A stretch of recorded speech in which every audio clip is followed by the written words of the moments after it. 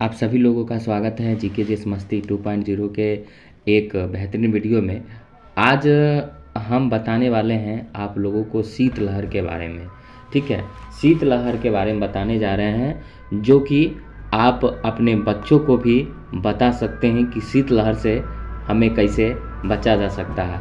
और आप लोगों को पता होगा कि कल है सैटरडे और सैटरडे के दिन सुरक्षित सप्ताह में कल पहला शनिवार है इस महीने का, तो उसमें शीतलहर के बारे में बच्चों को हमें बताना है। और बच्चे को हम कैसे बताएंगे ये आप सभी लोग जानते हैं, और अपने बच्चे को भी बताना है और विद्यालय में भी बताना है। ठीक है, और जो भी लोग इस वीडियो को देख रहे हैं अगर वो अच्छा लगता है तो लाइक ज़रूर कीजिएगा। शीतलहर के बारे में चलिए देखते हैं यहाँ पे क्या है। शीतलहर ऊपर में है और यहाँ पे देखिएगा कि जाड़े के मौसम में चलने वाली तेज़ ठंडी हवाओं को शीतलहर कहा जाता है। यानी अभी जो हवा चल रहा है तेज़ ठंडी हवा जाड़े के मौसम में जो चलती है उसी को हम लोग शीतलहर कहते हैं। बिहार राज्य में ठंड के मौसम में सामान्यतः दिसंबर माह के अंतिम सप्ताह से जनवरी माह के तीसरे सप्ताह तक शीतलहर का प्रकोप सबसे ज़्यादा रहता है। यानी देखिएगा दिसंबर माह के अंतिम सप्ताह और जनवरी माह के तीसरे सप्ताह तक शीतलहर का ज़्यादा से ज़्यादा प्रकोप देखा जाता है। अब आगे हम आपको बताते हैं, ये यहाँ पे देखिएगा। ठीक है, कैसे कैसे जो है शीतलहर से बचाव का प्रयास कर रहे हैं। ठीक है, अब देखिएगा आगे क्या है। सामान्यतः यदि तापमान 7 डिग्री सेल्सियस से कम हो जाए तो इसे शीतलहर की स्थिति माना जाता है। ठीक है, अगर तापमान 7 डिग्री से नीचे आ जाता है तो काफ़ी ज़्यादा ठंड आता है, तो हमें मालूम हो जाता है कि अभी जो है शीतलहर चला जाता है। ग्रामीण इलाकों में इसको शीतलहर ही बोला जाता है ना। शीतलहर का प्रभाव सभी जीव जंतु और मनुष्यों पर पड़ने को देखा जाता है। बहुत सारे जीव जंतु जो है ठंड के मौसम में अपने घोंसले से बाहर नहीं निकलते हैं, जो पशु पक्षी होते हैं, और जीव जंतु भी जो है उनके लिए भी आवास बनाया जाता है मवेशियों के लिए। देखे होइएगा आप लोग। चलिए, शीतलहर के दौरान स्वास्थ्य समस्याएं। अब शीतलहर के दौरान जो है हमको क्या क्या परेशानी होता है, इसे बचने के लिए हम बहुत सारे चीज़ों का इस्तेमाल करते हैं। पहले देखिएगा कि स्वास्थ्य समस्याएं क्या क्या आती है। इस मौसम में श्वास और हृदय के मरीजों का खतरा बढ़ जाता है। ठीक है, श्वास लेने और हृदय के मरीजों का श्वास और हृदय के मरीजों का खतरा जो है काफ़ी ज़्यादा बढ़ जाता है। ठंड की वजह से ब्लड जो है वेसल सिकुड़ने लगता है, जिससे ब्लड प्रेशर क्या होता है, बढ़ने लगता है। और देखिएगा इस मौसम में सबसे ज़्यादा जो है आपको ये खुले जो है सिर नहीं रहना चाहिए। खुले सिर बिल्कुल नहीं रहना चाहिए। हर हमेशा इस मौसम में टोपी से हमें माथे को ढक लेना चाहिए। ठीक है, हार्ट फेल होने की भी संभावनाएं बढ़ जाती है ठंड के कारण, जिसको हार्ट अटैक बोला जाता है। ठीक है, रक्तदाब अगर अधिक हो जाता है तो ब्लड प्रेशर जो है बढ़ जाता है, तो ये समस्याएं होती है हार्ट अटैक की। अब ये देखिए यहाँ पे चित्र, पानी पी रहे हैं। ठंड के समय ज़्यादातर लोग कम पानी पीते हैं, जिससे ब्लड डार्क होने लगता है। ठंड की वजह से ब्लड में प्लेटलेट्स के आपस में चिपकने की प्रक्रिया तेज़ हो जाती है। और मैं आपको ये बता दूं कि ठंड के मौसम में ना ज़्यादा लोग यूरिन जो है ज़्यादा लगता है। ठीक है, लोग बार बार जाते हैं, पानी पीते हैं और बार बार जाते हैं अपने यूरिन को निकालने के लिए। लेकिन मैं ये भी बता दूं कि देखिएगा कि अगर आप कम पीजिएगा तो यूरिन कम बनेगा, है कि नहीं। यूरिन कम बनेगा तो पेशाब में कभी कभी जो है जलन भी आ जाता है और कलर भी बदल जाता है। अगर आपके पेशाब पानी की तरह होता है पानी पीने के बाद, तो समझिए आपका जो है बिल्कुल सही चल रहा है। अगर पानी कम पीते हैं तो फिर आपका पानी की वजह से पेशाब का रंग बदल जाता है। तो शरीर में जो है पानी भी ज़रूरी है। अभी ठंड का मौसम है तो पानी कैसे निकलेगा। गर्मी के मौसम में न पसीना के माध्यम से निकल जाता है। ठीक है, अब देखिएगा आगे हम चलते हैं। शीतलहर के दौरान स्वास्थ्य समस्याएं। ठीक है, अब देखिए ब्रेन हेमरेज का भी खतरा बढ़ जाता है। ये चीज़ का भी खतरा बढ़ जाता है जब एकाएक ठंड लगता है ब्रेन में, तब व्यक्ति पैरालिसिस का भी शिकार हो जाते हैं। ठीक है, इससे भी हमको बचना है। अब आगे क्या है, दमा रोगियों को सांस संबंधी दिक्कतें भी बढ़ जाती है तथा चेस्ट इन्फेक्शन तेज़ी से होता है। आप देख सकते हैं यहाँ पे, ठीक है, चित्र के माध्यम से देख सकते हैं।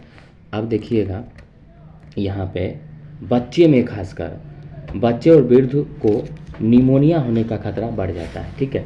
ये निमोनिया आप देख सकते हैं कि पी यहाँ पे साइलेंट रहता है, ठीक है। निमोनिया होने का खतरा अधिक होता है। देखिएगा ये बच्चे हैं और डॉक्टर साहब इनको चेक कर रहे हैं। सबसे ज़्यादा कोल्ड, डायरिया, खांसी सहित अन्य बीमारियों की चपेट में आने से ठंड लगने लगते हैं और ठंड से यहाँ पे देखिएगा ठंड से हाइपोथर्मिया नामक बीमारी की संभावना बढ़ जाती है जिससे लोगों की जान चली जाती है, ठीक है। ये भी आप जान सकते हैं, ठीक है। आगे देखिएगा शीतलहर या ठंड लगने के लक्षण। शीतलहर से बच्चे और वृद्ध के स्वास्थ्य पर प्रतिकूल प्रभाव पड़ता है। शीतलहर या ठंड लगने पर व्यक्ति में निम्न लक्षण उत्पन्न होते हैं।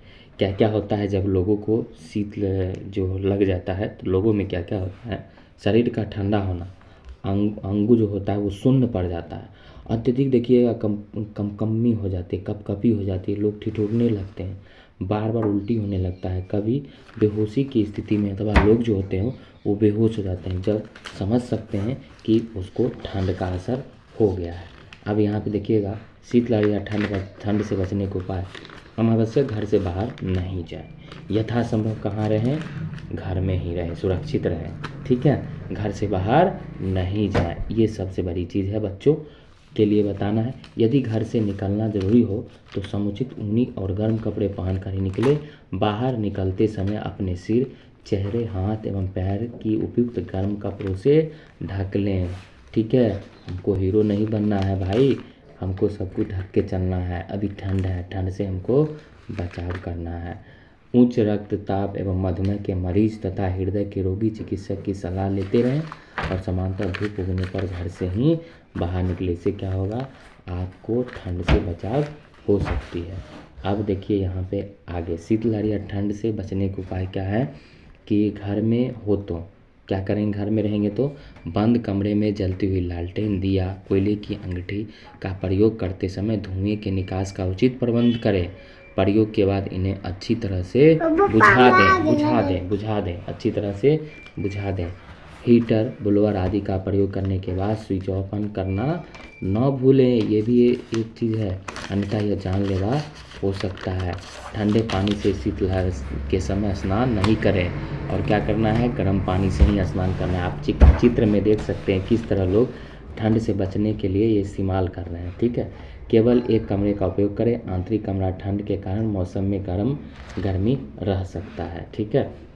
अब एक चीज़ और देखें, यहाँ पे थोड़ा लंबा है लेकिन शीतलहर या ठंड से बचाव के उपाय। घर में है तो समाचार पत्र देखें, रेडियो सुने, टेलीविज़न के माध्यम से मौसम की जानकारी लेते रहें कि भाई मौसम में कितना डिग्री सेल्सियस है, अभी कितना बढ़ रहा है, कितना घट रहा है, ये जानकारी लेना बहुत ज़रूरी होता है। राज्य सरकार शीतलहर के समय रात्रि में सार्वजनिक स्थानों पर अलाव की व्यवस्था करती है, जिसका लाभ उठाकर शीतलहर से बचा जा सकता है। आप क्या करेंगे? आगे देखिए, यहाँ पे डॉक्टर है और इधर देख सकते हैं ऊपर में जो पिक्चर है, यहाँ पे ये अलाव की व्यवस्था सरकार करती है और लोग वहाँ पे जाके अपनी ठंड का बचाव करते हैं। ठंडा से उंगलियां, पंजा, कान के ऊपर सफ़ेदपन, पीलापन या शून्य होने पर डॉक्टर से तुरंत जांच करवाना है, ठीक है। आगे देखिएगा, विशेष परिस्थिति में नज़दीकी सरकारी अस्पताल में अविलंब चिकित्सा परामर्श जरूर लेना चाहिए, ठीक है। अब शीतलहर या ठंड से बचने के उपाय। आप देखिए विद्यालय के लिए क्या हो रहा है। यहाँ पे देखिएगा ये सब बच्चे हैं, ये बड़ा है, इससे छोटा है। विद्यालय में पठन पाठन का संचालन सुबह के सत्र में न किया जाए। शीतलहर के दिनों में विद्यालय को बंद कर दिया जाए। ये तो सरकार की इच्छा है, ठीक है, ये तो सरकार की इच्छा है। विद्यालय के किसी बच्चों की तबीयत अचानक खराब होने पर तत्काल अभिभावक को सूचना देना है। ये विद्यालय के लिए है कि आपका बच्चा बीमार है, आप आके तुरंत इसे ले जाइए, और नहीं तो डॉक्टर के पास तुरंत ले जाना है। विद्यालय सुनिश्चित करें कि छात्र मफलर, स्वेटर एवं गर्म कपड़े पहनकर आए हैं या नहीं। अगर नहीं आए हैं तो उसको हम हिदायत देंगे कि आप गर्म कपड़े पहन के आवें, जिससे कि आपको ठंड न लगे।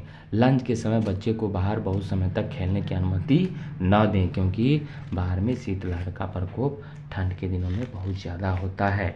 क्या खाएं? देखिए सबसे बड़ी चीज़, क्या हमको खाना है। ये देखिए, ये मैडम जी चाय पी रहे हैं, है ना। शरीर में ऊष्मा का प्रभाव बनाए रखने के लिए पौष्टिक आहार तो जरूर लेना चाहिए। गर्म पेय पदार्थ लेना चाहिए, जैसे गर्म दूध पीना चाहिए, काढ़ा बना के पीना चाहिए, सूप लेना चाहिए, है ना, चाय पीना चाहिए, कॉफ़ी आदि का सेवन करना चाहिए, ताकि ठंड से हमको बचाव मिले। ठीक है, चलिए। खट्टे फल, विटामिन सी जैसे नींबू, संतरा, किन्नू, आंवला का प्रयोग करेंगे, है ना, अदरक का प्रयोग करेंगे, काली मिर्च युक्त तुलसी का काढ़ा बनाकर पिएंगे, या गर्म मसाले आदि का खाने में सेवन करने से क्या होगा, शरीर गर्म रहेगा और ठंडा नहीं लगेगा। ठीक है, अब देखिए, ठंड से बचें, सुरक्षित रहें। एक बच्चा सब ये ठंडा में घर के बाहर कहाँ घूम रहा है, ये देखिए सब बच्चा है घूम रहा है। ठीक है ना। चलिए, सभी लोगों को बहुत बहुत